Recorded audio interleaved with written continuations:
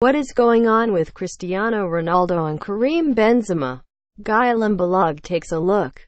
In his weekly column, Guillem Balague provides us with 5 big talking points from the La Liga weekend, including why misfiring Real Madrid strikers Cristiano Ronaldo and Karim Benzema are lacking in confidence.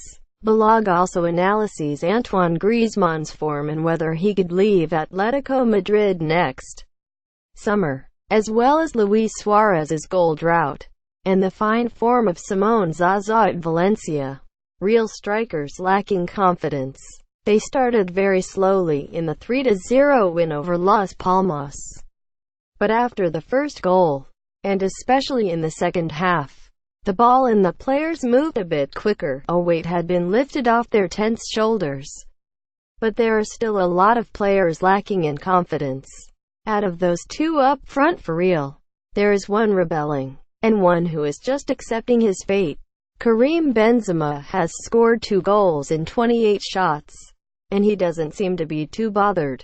He is the kind of guy, using the expression used by Johan Cruyff, who needs fireworks up his backside. He needs somebody to challenge him. The pair have scored just twice in La Liga this season between them. There is nobody on the bench who could take Benzema's role, so he is comfortable, even if he is not scoring and is being whistled by the fans, something that usually impacts him. He only gave 12 successful passes on Sunday, and didn't get involved in the link-up as much as he should.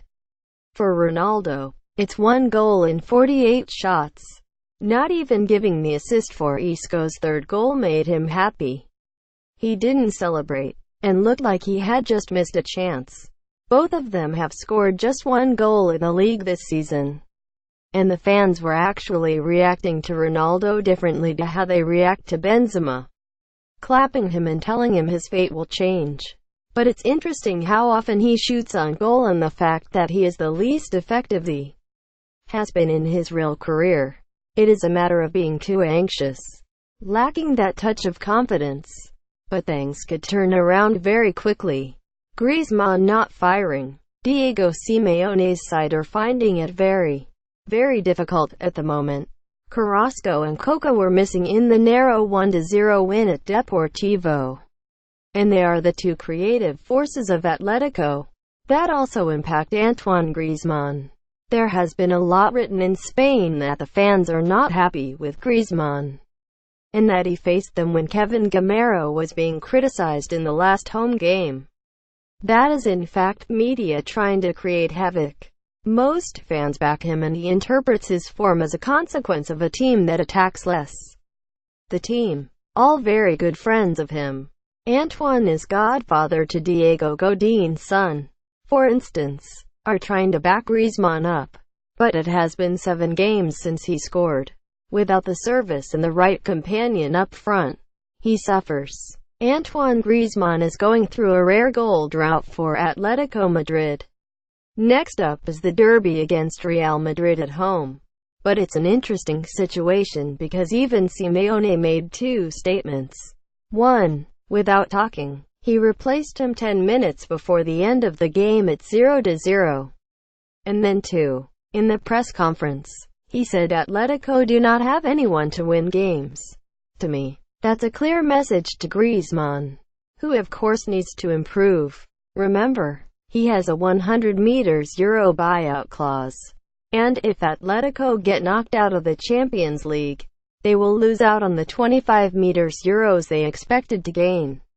Barcelona want him, quite clearly, and as we know Manchester United want him as well. Jose Mourinho spoke to him and convinced him to join United, but it was the player who, as a gesture of loyalty to the club and mostly to the group of players he adores, decided to stay. If Barcelona feel the deal for Philippe Coutinho is not possible for whatever reason, they may go for Griezmann. They surely won't go for him in January. But if he's available in the summer, and if Coutinho doesn't come, Griezmann is clearly a target. Political platform. In the No camp during Barcelona's 2-1 win over Sevilla, there was a huge Catalan flag lifted, organized by the club, with the word "justice" written in Catalan and English.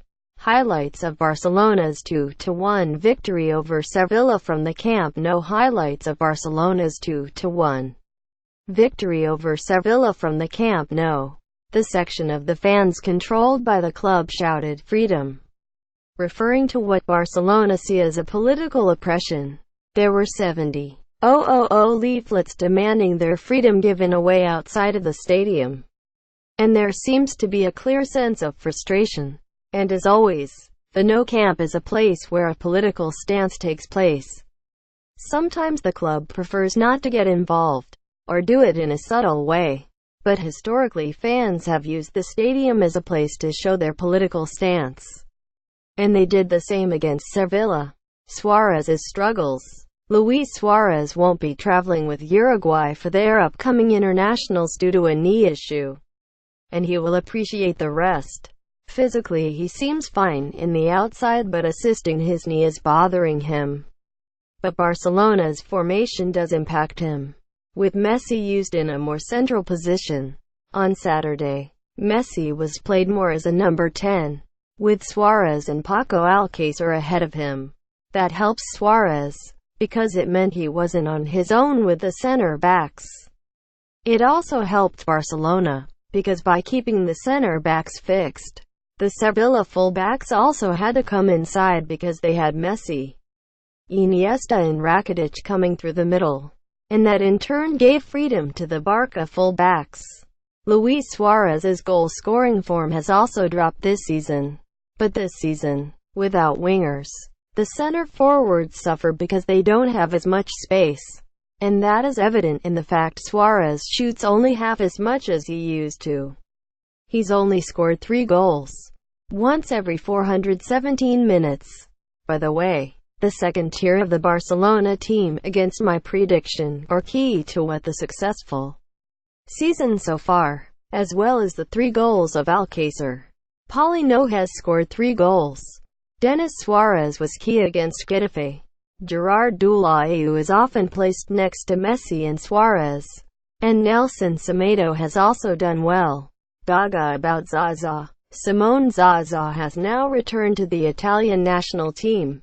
And what a turnaround for a player who had really struggled last season following that penalty miss in Euro 2016 against Germany.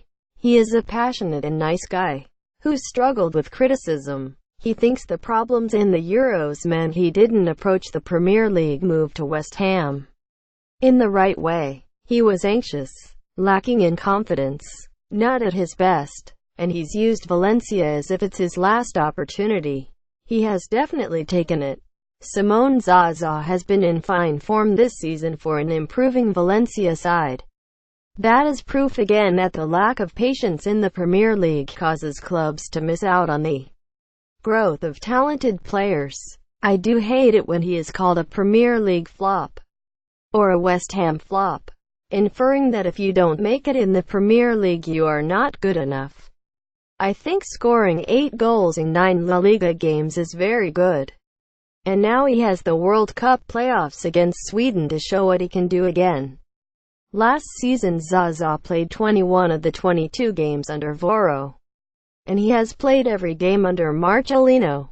He did get a bit upset at the weekend, having been taken off with 12 minutes remaining of their 3-0 win over Leganés, because he had scored in the previous 6 and wanted to make it 7.